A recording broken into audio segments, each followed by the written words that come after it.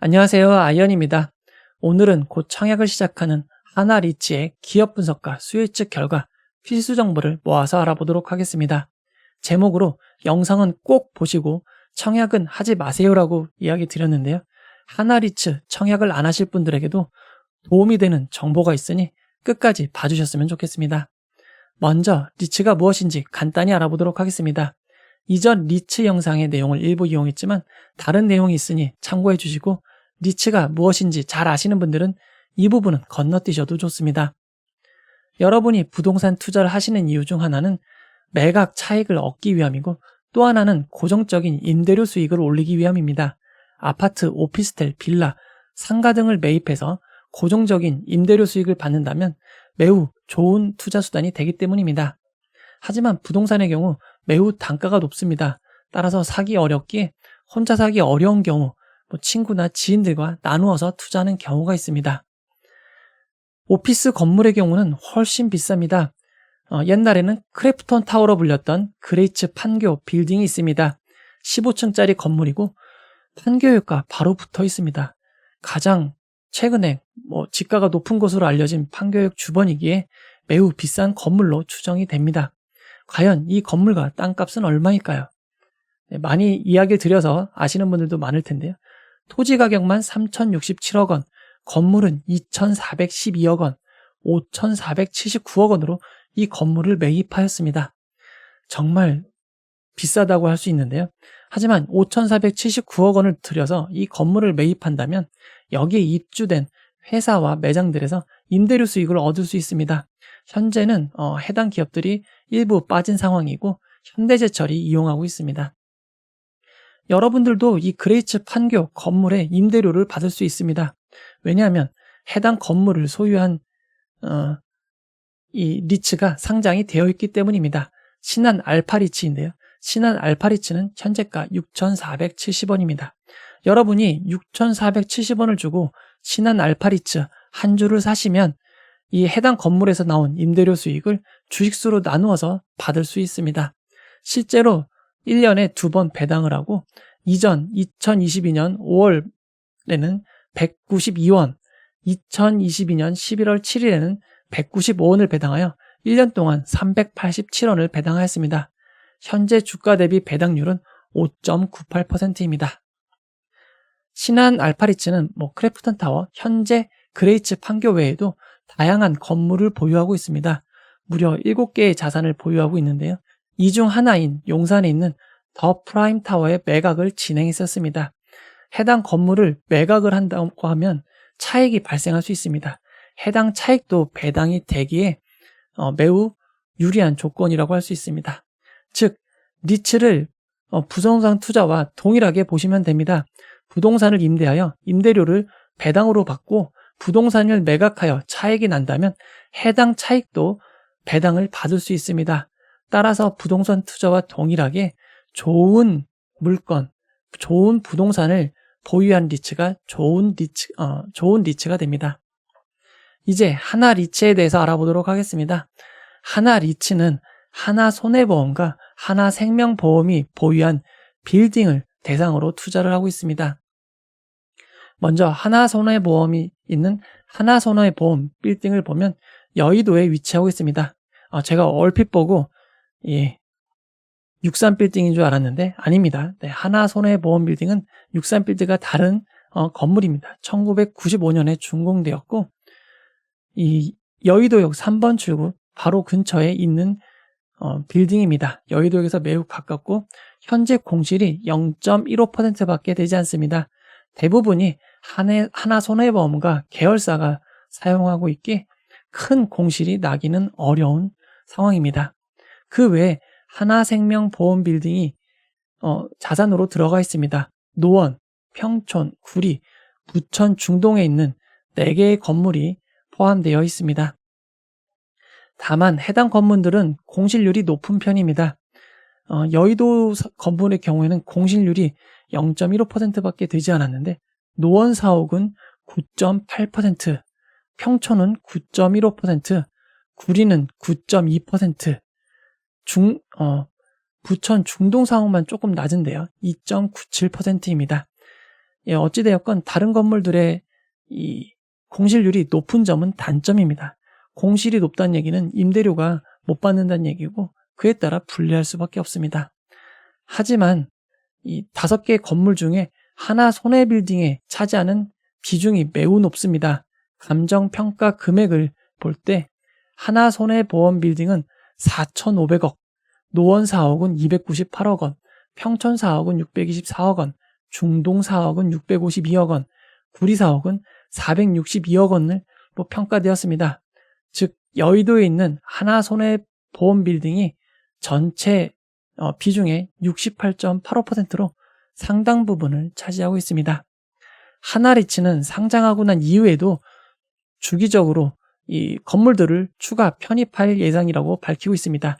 2023년 올해 중형 오피스 빌딩을 자산으로 편입할 계획이고 2024년에는 추가적으로 편입할 예정입니다. 즉 현재 하나생명과 관련된 하나손해보험, 하나생명과 관련된 사업에도 자산이 늘어날 수 있는 점은 참고하시기 바랍니다. 임대료를 바탕으로 한 예상 배당률은 6.3% 이상으로 예정되어 있습니다. 1년에 2번 배당이 되는데 4월 30일, 10월 31일까지 보유하시면 배당을 받을 수 있습니다. 하지만 주의하실 게 있습니다. 이 배당은 6.3%, 6.3% 두 번을 준다고 해서 합인 12.6%를 주는 게 아닙니다. 여기서 주는 배당률은 연 환산 기준입니다. 즉 6개월마다 배당을 주는데 6.3%를 준다고 해서 연이율 기준 6.3%가 아니라 6개월 기준 6.3%입니다. 따라서 절반인 3.15%만 받는 점 주의하시기 바랍니다. 해당 건물이 매우 비쌉니다. 따라서 모두 개인 투자된 돈으로 건물을 사지 않습니다. 부동산 투자는 대부분 대출을 이용하여 레버리지를 사용합니다. 이 현재까지 밝힌 대출은 3,276억 원입니다. 대출 이자율은 5.41에서 5.76%인데 만기가 되고 다시 대출을 연장할 경우 대출 이자가 더 높아질 수도 있는 점 주의하시기 바랍니다. 해당 대출이 만약 낮아진다면 이자 비용이 줄어들고 더 배당 수익이 늘어날 수 있는 점이 장점입니다. 만약 여러분들이 생각하셨을 때 앞으로 현재 금리가 피크이고 더 내려갈 거다 생각하시면 앞으로 받는 배당금은 늘어날 거다라고 생각하시면 되고, 만약 대출이 더 이자가 높아질 거다 생각하시는 분들은 배당 수익이 더 줄어들 거라고 생각하시면 됩니다. 하나리츠의 기관 투자자 수혜측 결과를 알아보도록 하겠습니다. 일반 종목은 수혜측을 통해 공모가를 확정합니다. 하지만 리츠는 공모가는 5,000원으로 고정이 됩니다. 수혜측은 진행되지만 공모가는 변하지 않는 점 참고하시기 바랍니다. 이번 리츠는 54개의 기관이 참여하여 7.2대 1의 경쟁률을 기록하였습니다. 사실 7.2대의 경쟁률이 일반 종목치고는 낮은데 리츠치고 높은지 낮은지는 판단하시기 어려울 수 있습니다. 따라서 리츠의 수혜측 경쟁률을 모아서 비교해 보도록 하겠습니다. 2020년 이후 진행된 리츠들의 수혜측 경쟁률은 마스턴 프리미어 리츠가 1170.44대 1로 매우 높은 경쟁률을 기록하였고, 가장 낮은 리츠가 이번 하나 리츠입니다. 이전 ESR 캔달스퀘어 리츠보다 더 낮은 7.2대 1을 기록하였습니다. 수혜측 경쟁률은 최악의 수준입니다. 대신 의무보유 확약이 좋습니다. 의무보유 확약을 단 5개의 기관밖에 신청하지 않아 건수 기준으로는 9.26%밖에 되지 않지만 의무보유 확약을 신청한 기관들이 거의 풀청약으로 참여함에 따라 수량 기준으로 55.78%가 되었습니다. 다만 적은 기관들만 의무보유 확약을 하였기에 수량 기준으로 높다고 해서 아주 좋게 해석하면 안 된다는 점 주의하시기 바랍니다. 이어서 일정 정보를 알아보도록 하겠습니다. 원래 하나리츠와 동시에 진행될 청약이 많았습니다. 하지만 블루포인트 파트너스, 틸론이 정정 요구를 받아 일정이 연기되었고, KB 제24호 스펙은 철회, S바이오메딕스는 연기되었습니다. 따라서 하나리츠는 EV 첨단 소재 실건주 청약만 함께 진행됩니다. 하나리츠는 3월 13일 월요일 청약이 시작되어 3월 14일 화요일 청약이 마무리됩니다.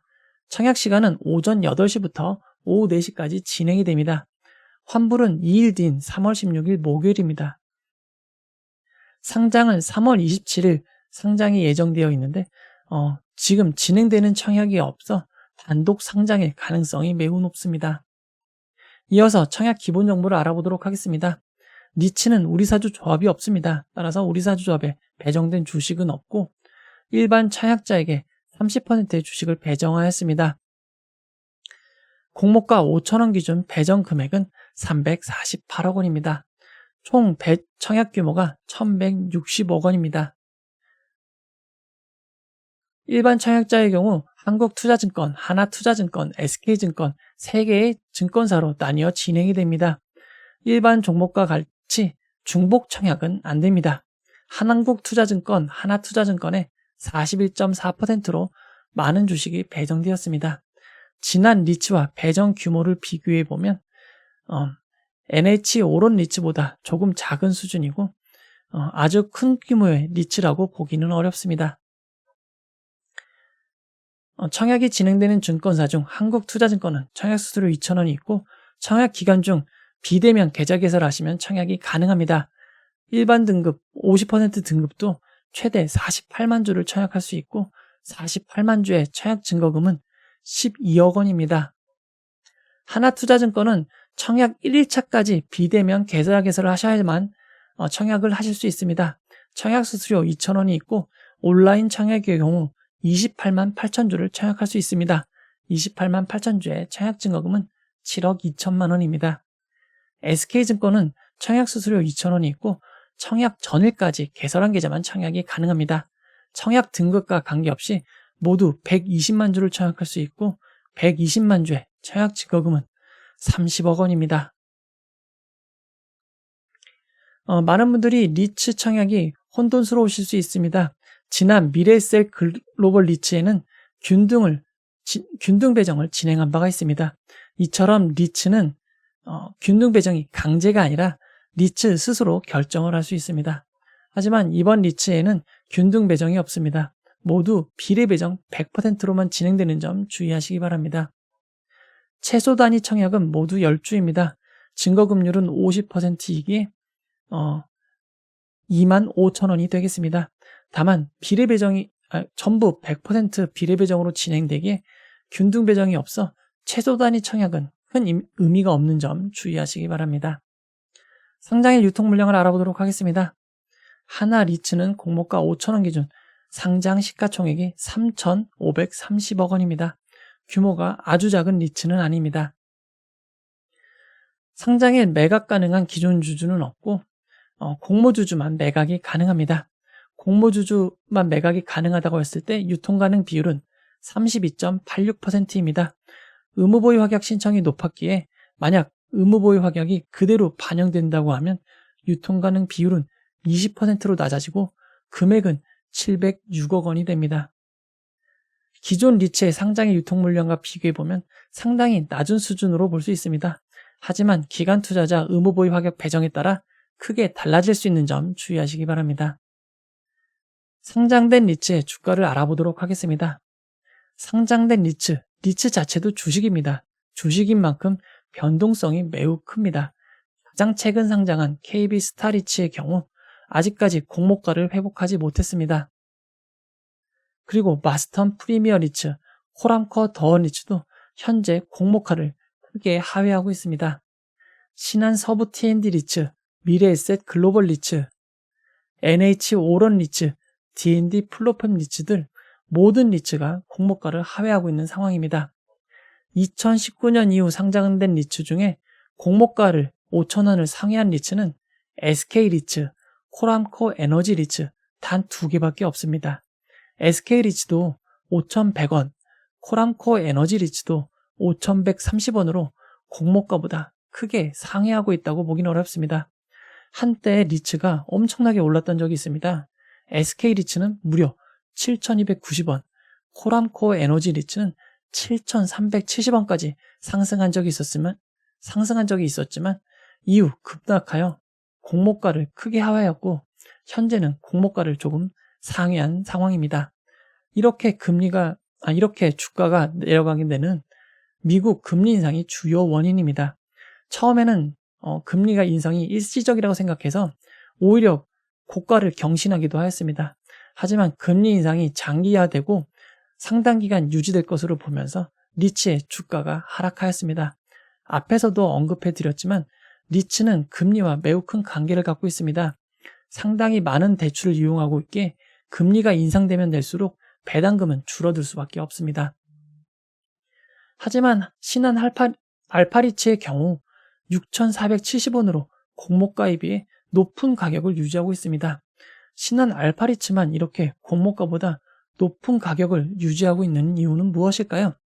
그 이유는 신한 알파리츠가 부동산을 매입한 시기가 2018년이기 때문입니다.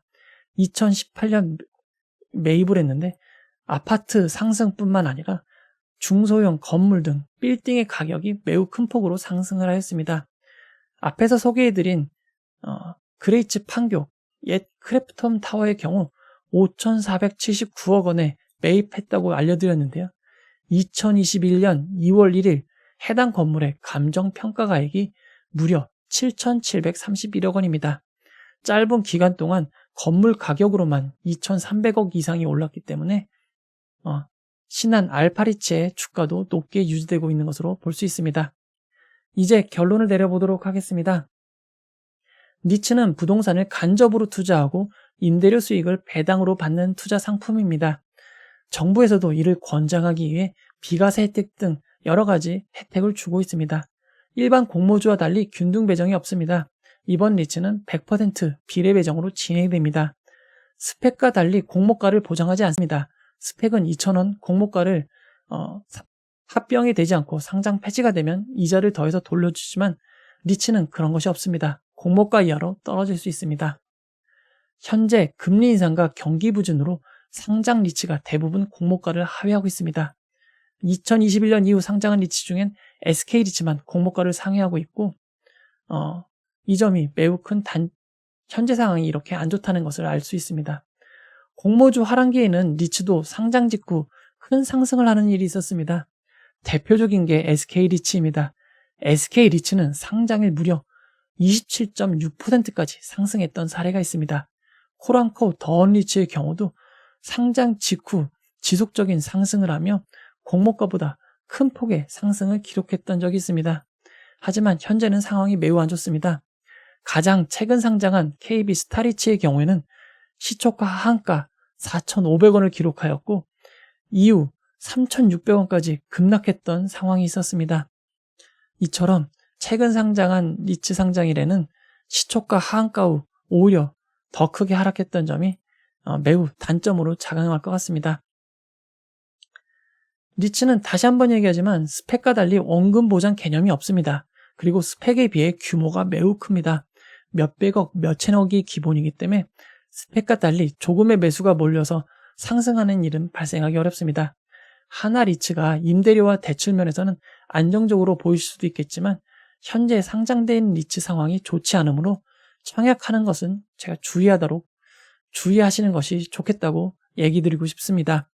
청약은 SK리츠처럼 상장에 혹시 모를 상승을 기대하시는 분들만 조금 노리는 것이 좋다고 추천드릴 수 있겠습니다. 그냥 장기적으로 좋게 보시는 분들도 오히려 상장일 이후 공모가보다 내려간다면 그때 매수하시는 것이 좋을 수 있겠습니다. 여러모로 좀 걱정이 되는데 청약 라이브에서 같이 지켜보시고 청약 라이브에서 더 많은 정보를 드려보도록 하겠습니다. 이 영상은 후원회원 여러분들의 후원과 구독자 여러분들의 슈퍼땡스, 댓글을 통한 따뜻한 격려를 통해 제작되었습니다. 항상 고맙습니다. 이 영상은 투자 권유가 아니며 투자는 오롯이 투자자의 판단으로 이루어져야 합니다. 긴 영상 봐주셔서 고맙습니다.